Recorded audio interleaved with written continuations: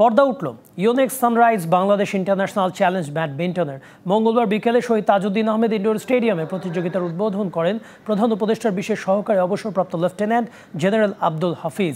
অনুষ্ঠানে বিশেষ অতিথি হিসেবে উপস্থিত ছিলেন ফুটবল ফেডারেশনের সহ সভাপতি নাসের শাহরিয়ার জাহিদি।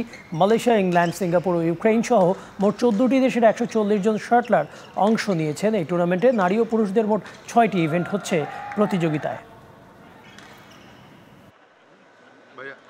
ব্যাডমিন্টনের সুবিধাটা হলো অল্প একটু জায়গা নিয়ে এটা খেলা যায় এবং আমাদের দেশে যুগ যুগ ধরে ব্যাডমিন্টন কিন্তু অত্যন্ত জনপ্রিয় এবং আজকের এটা দেখে আমার মনে হচ্ছে বাংলাদেশে ব্যাডমিন্টন নতুন একটা অধ্যায়ের সূচনা হবে এবং এই যে আমাদের বাংলাদেশের প্রান্তরে ব্যাডমিন্টন খেলা হচ্ছে এটাকে একটা অর্গানাইজড ওয়েতে সাংগঠনিকভাবে ফেডারেশন হয়তো আরও উন্নত মানে নিয়ে যাবে।